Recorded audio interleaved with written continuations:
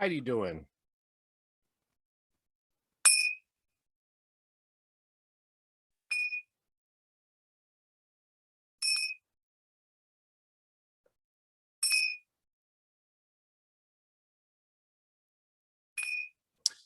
I'm Dr. Paul. Welcome. I want to talk to you a couple of things that just kept me awake and had my mind racing. So many of you know, and if you don't know, I've been a practicing Buddhist for a very long time. There is no particular reason of the why or the how of why I am. I just know I'm very few, especially when it comes to a black man who's a practicing Buddhist. It's very few of us, and it seems like that's noticeable. But anyway, I want to talk to you about not so much about a religion or a practice, because as you know, I'm a neuroscience guy, I'm a brain guy, and I want to talk to you about how life is functioning and we're not functioning in kindness. It seems very simple, but what do I mean by kindness?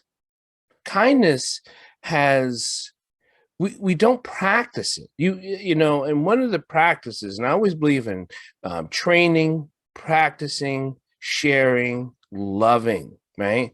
And there's difference between, and then after that you do, right? Because training is training, practicing is practicing, and then you do. And how do you practice kindness? So, and I say this often, and people I say when they look at me, I say, you humans are not practicing kindness. And so what do you mean, Dr. P? What do you mean by practicing kindness? I say thank you. I say you're welcome. I ask for things in polite. Being polite, being considerate is not kindness. There's a difference between kindness, polite, and consideration. Are they synonymous in many ways? They can be, because it's not rude or anger or vindictive. But here's kindness. When you are practicing kindness, you are practicing kindness without reward. Being polite and considerate is often a response to, would you like something? No, thank you. May I have? Excuse me, can I ask you a question? Those are very polite and in great ways. But being kind with is without reward. And so many of us are only kind in reward. If you're getting something from someone, you are consider yourself kind. When you're asking for something, you consider yourself kind. Kindness, it's not often noticeable. It's often it can be for many people going out of your way to help someone that doesn't even know that you would like to help them. That's kindness.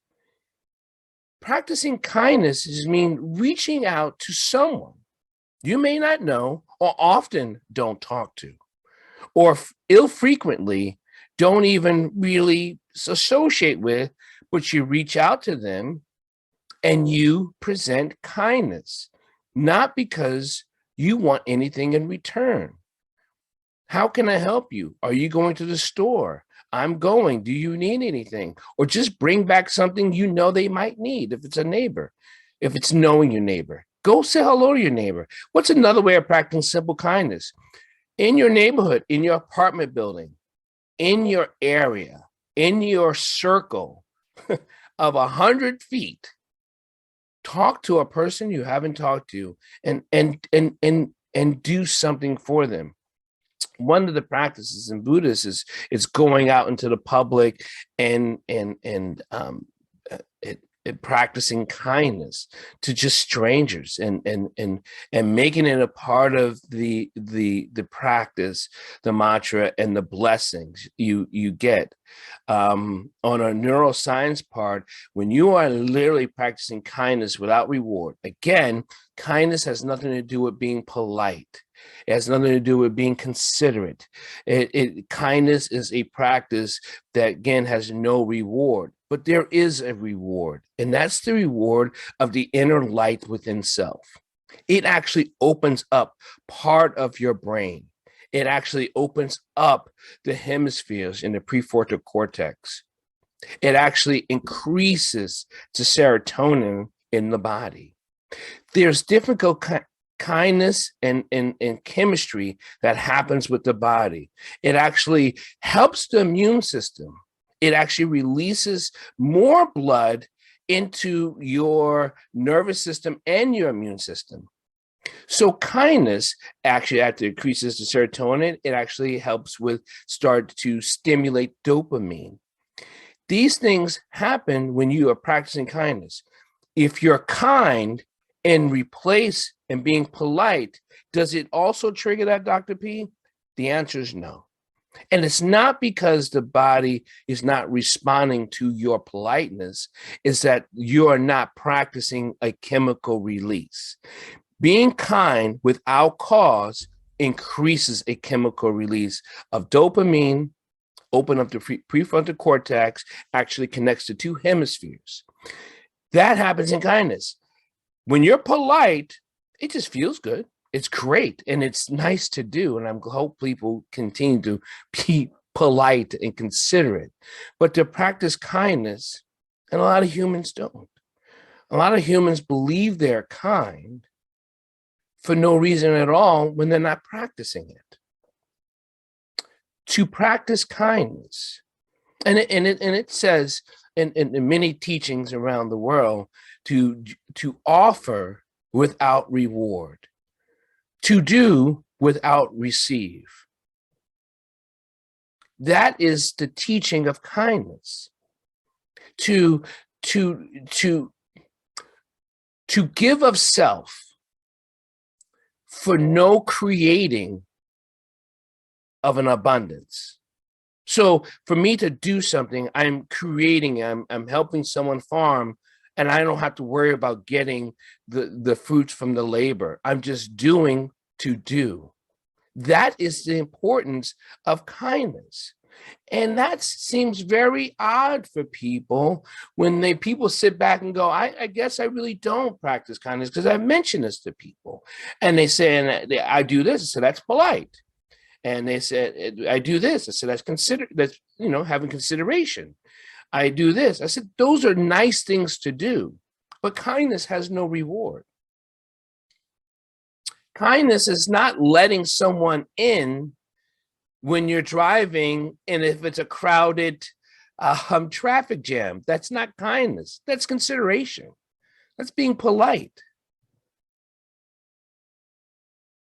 That's not kindness. It's consideration and being polite. They're not the same. Practicing kindness is to do something for someone other than yourself without reward for no reason whatsoever. That's kindness.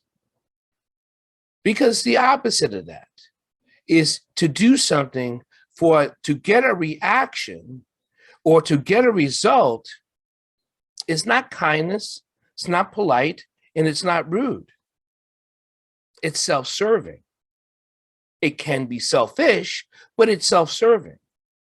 So to only serve yourself means that you put yourself above all things created above you. So you become your own living source. So there is no higher source above you. But when you're practicing kindness, that means you're creating and you're acknowledging the higher source above you, the creator of all things. The blessing of the abundance of the universe, the connection to the vibration of the hemispheres, to opening up your cerebral cortex, to increase the dopamine, to decrease cortisol, to open up love. This is what kindness does. I hope this helps you, and I hope you learn how to practice kindness. Thank you. I'm Dr. Paul. And you have a great evening, morning, or night. Be kind, be compassionate, love, share, and keep training. Thank you.